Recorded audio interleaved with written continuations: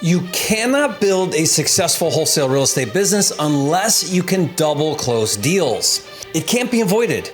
There will be certain deals where you are forced to double close, and there will be certain deals where you will intentionally choose to double close. So knowing how and being prepared to do so is critical to your success as a wholesaler. On this video, I'm gonna break it down for you step by step using a real deal, this townhouse in Virginia Beach that my student Jared Hetler just double closed and made a net profit of $32,000. I'm also gonna show you how Jared did the deal with 100% funding using none of his own money on the deal. Now, you don't want to miss this, but first, if you don't know me, I'm Jerry Norton. I make millions of dollars a year wholesaling and flipping houses. And here on my YouTube channel, I show you how to do the same. So if you want to be a flipping genius like me and live your dream life, subscribe to my channel and watch my videos. Now, it goes without saying that the ideal way to wholesale a house is using the assignment method, because you don't have to fund the deal or pay closing fees, so it doesn't cost you anything to close deals, and you get to keep your entire wholesale profit. The assignment is without a doubt the fastest and easiest way to wholesale houses. If you are unfamiliar with how the assignment method works, I'll put a video in the description box below that explains it in detail. But there are situations where the assignment method is not ideal. I'll discuss 3 specific situations in a minute, but the alternative method to the assignment is doing what's called a double closing, or sometimes we call it a back-to-back closing. Now, like I said, I'm gonna show you using a real life deal, so keep watching, but the basic overview of a double closing is when there are 2 closings back-to-back on the same property. The first closing we call the A-B transaction, and that's between you, the wholesaler, and the seller for the original agreed upon price. On the first A-B closing, you, the wholesaler, are actually the buyer. You will need to fund the purchase and pay closing fees. Then immediately following the first A-B closing, usually on the same day, is the B-C closing, where you, the wholesaler, are the seller and close on the property with your cash buyer. On B-C closing number 2, now as the seller, you, the wholesaler, pay closing fees all over again. Your wholesale profit is what's left after the 2 closings. Now, obviously, bringing cash or borrowing the cash to double close along with paying closing fees twice doesn't make the double close method ideal. So why would you ever double close over doing the assignment? Well, there are actually 3 situations where you would double close a wholesale deal. The first is when a contract with the seller has what's called a no assignment clause in the contract. A no assignment clause is self-explanatory. It means you cannot assign your contract to another party. Bank properties all have no assignment clauses, and that includes REO properties, which are properties the bank repossessed after foreclosure. It also includes short sale properties where the bank agreed to sell the property for less than what is owed on the loan. In the almost 20 years that I've been wholesaling and flipping, I've done hundreds of bank properties, and every single one had a no assignment clause. I buy a lot of auction properties too, and they also don't allow assignments. I've seen probate properties have no assignment clauses. I've seen on-market properties where agents insist on a no assignment clause. Some state-approved contracts that agents use require that the seller agrees in writing to allow an assignment, and it's common for sellers to not agree. And I've just seen regular private sellers insist on a no assignment clause. Now, the point is, if you haven't yet encountered a no assignment, you will, so you better be ready. In fact, the more popular wholesaling becomes, the more common no assignment clauses are becoming, which leads me to reason number 2 why you should be prepared to double close. Regulation is sweeping across America, making it harder and harder to do the assignment. I've said this before and I'll say it again, the day is coming in the not so distant future when the assignment method will eventually become illegal altogether, or at best so highly regulated and difficult that it's no longer worth it. And just so you know, I've got like 100% track record predicting the future. Now, double closing solves all the arguments against the assignment because you actually perform and close on the purchase with the seller. Now, I did an entire video about how regulation will make the assignment method become obsolete. I'll put a link to that video in the description below if you want to learn more about that. I'm not saying to stop doing the assignment. What I am saying is start intentionally double closing some transactions. The third reason why you may double close over an assignment is to intentionally not disclose your wholesale fee. When you do an assignment, your wholesale fee is listed right on the closing statement for the cash buyer to see how much you're making on the deal. Well, it's pretty common for wholesalers to make $10,000 or maybe $15,000 on a wholesale deal, and most cash buyers don't have an issue with that. They understand you need to make a profit for finding a good deal. But what if your fee is $20,000 or $40,000 or $60,000 or more? Some cash buyers may decide not to move forward and buy the deal if they feel your well-deserved wholesale fee is too high. A double closing keeps your fee undisclosed because the cash buyer has no idea what you bought the house for on the first A/B closing with the seller. For that reason, many wholesalers intentionally double close when the wholesale fee is substantial. Now, that was the case with my student, Jared. He got the property under contract with a seller for $140,000 and then found a cash buyer that wanted the deal for $175,000. He could have attempted a $35,000 assignment and maybe it would have been fine, but he felt much more comfortable not disclosing his wholesale fee and double closing, even though it cost him about $2,500 in closing fees. To him, it was worth it, and he still made a net profit of $32,442. So how do you do a double closing? And even more importantly, how do you fund a double closing without using any of your own money?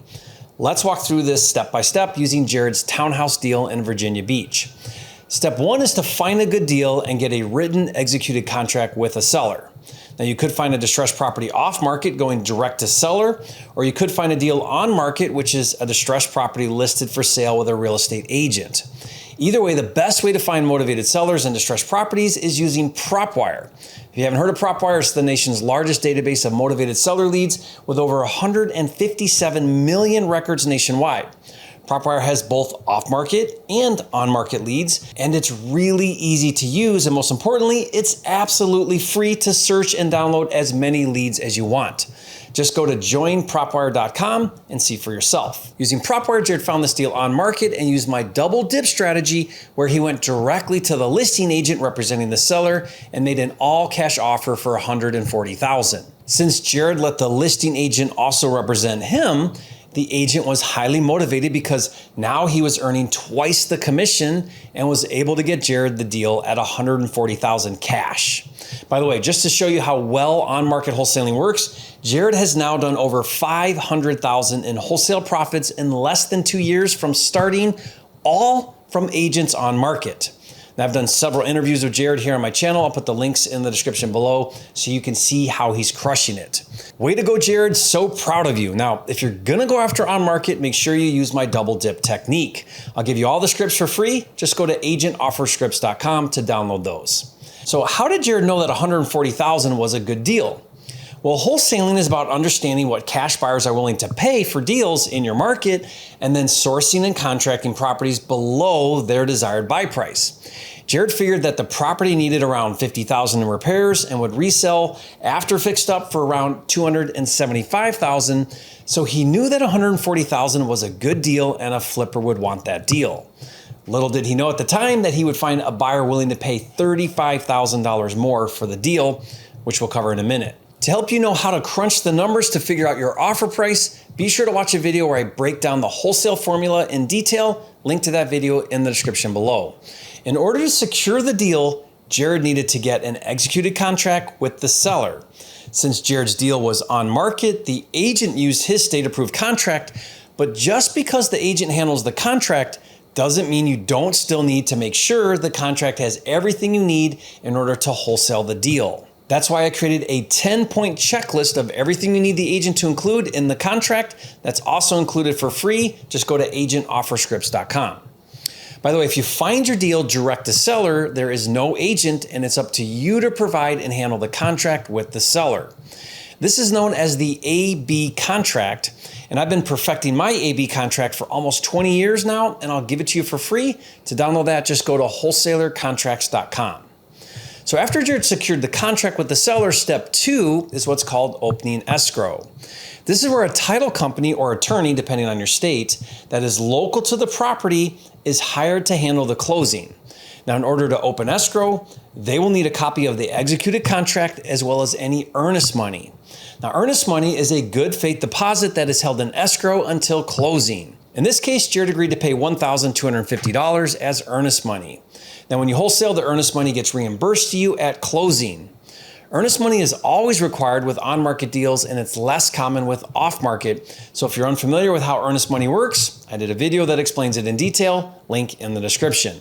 Once escrow is open, the escrow agent will do a title search and make sure the property has proper chain of title and any and all liens get paid off, as well as make sure all the paperwork is right and handles the transfer of ownership from seller to the new buyer. The reason you want to open escrow right away is because if there are issues, you want to know sooner than later in case there's something that would prevent you from doing the deal.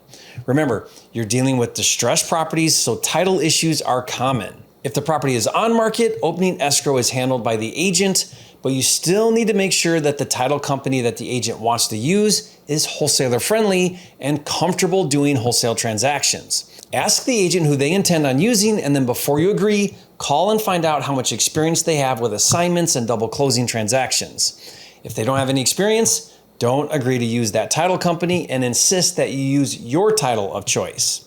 If the property is off market, you, the wholesaler, have to handle choosing and opening escrow.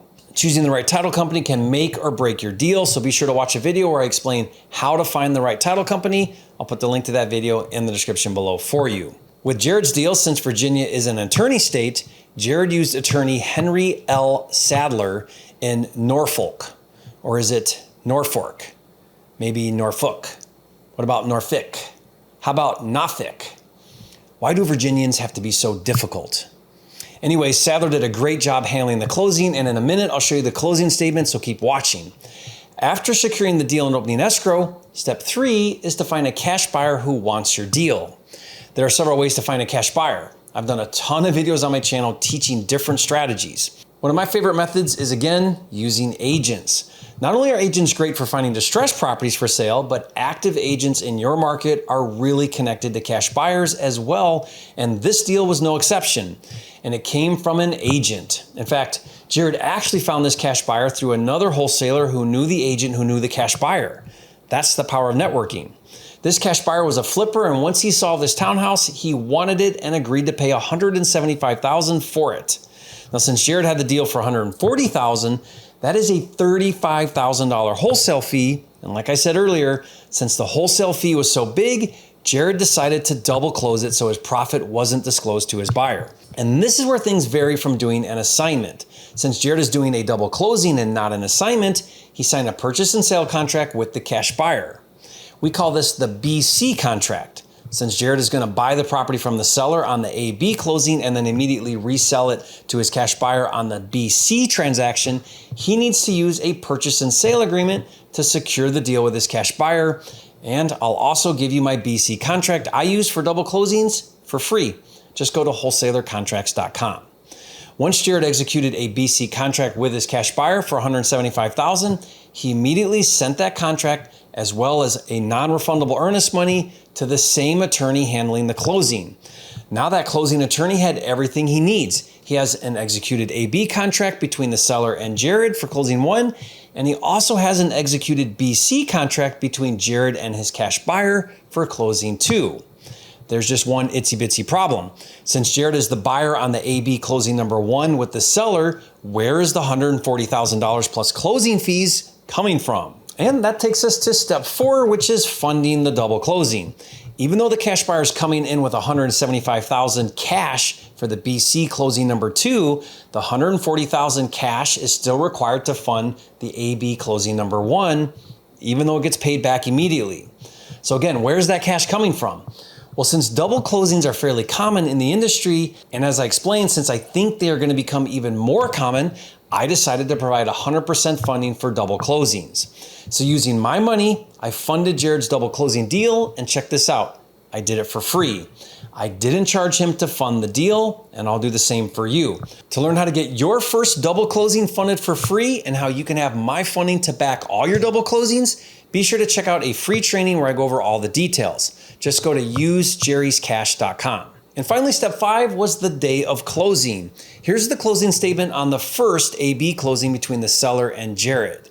You can see the sale price was $140,000, and Jared paid a total of $1,644 in closing fees. Now on page 2, it shows that most of that was for the closing attorney, about $700. Martinis aren't cheap, guys. He also had to pay some property taxes. Going back to page 1, you can see that including his earnest money, he paid a total of $141,644.81 to buy this property, which my office wired to the closing, costing Jared $0 to buy this property. By the way, take a look at the seller side line 701 and 702. The seller paid $4,200 to the listing agent and another $4,200 to the same agent as the buyer's agent for a total of $8,400. That right there is why you double close with agents. They make twice as much commission helping you get deals that the seller pays for. Leave a comment right now and say, Jerry, that's brilliant. You are a flipping genius. Better yet, Jared did this deal. Leave a comment and say, Jared, you are a flipping genius. Okay, now let's look at the BC closing number 2, which happened right after the AB closing number 1. Now Jared is the seller and he's on the right side. Right here, line 401, you can see the sale price is $175,000. On line 502, it shows that Jared had to pay a total of $759 in closing fees, which on page 2 shows that that covered another $395 fee to the closing attorney and some additional recording fees.